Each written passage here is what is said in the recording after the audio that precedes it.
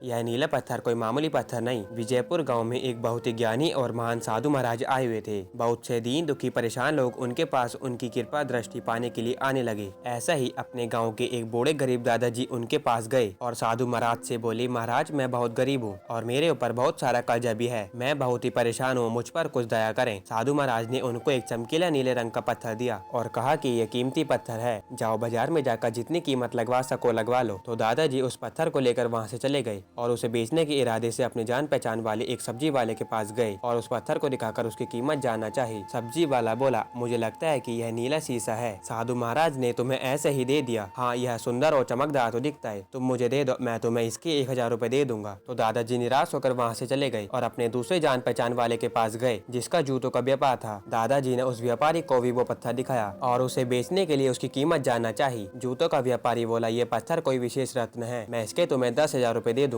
तो दादाजी सोचने लगे कि इस पत्थर की कीमत और भी अधिक हो सकती है और ये सोचकर वो वहाँ से चले गए। और इस बार दादाजी ने उस पत्थर को एक सुनार को दिखाया। सुनार ने उस पत्थर को ध्यान से देखा और बोला, ये काफी कीमती है, इसके मैं तुम्हें 1,00,000 रुपए दे दूंगा। तो दादाजी अब समझ गए थे कि यह पत्थर कोई मामूली पत्थर नहीं है, यह बहुत ही अमूल्य है। और फिर दादाजी ने सोचा, क्यों ना मैं इस पत्थर को हीरे के व्यापारी को दिखाऊं। यह सोच वो पासी के शहर के सबसे बड़े हीरे के व्यापारी के पास गए और जब उस हीरे के व्यापारी ने उस पत्थर को देखा तो देखता रह गया। चौंकने वाला भाव उसके चेहरे पर दिखने लगा। उसने उस पत्थर को माथे से लगाया और पूछा, तुम यह कहाँ से लाए हो? यह तो अमूल्य है, यदि मैं अपनी पूरी संपत्ति बेच दूं तो भी इसकी कीमत नहीं चुका सकता। दोस्तों, अगर आपको वीडियो अच्छी लगी हो तो आप हमारे चैनल को सब्सक्राइब कर सकते हो। धन्यवाद।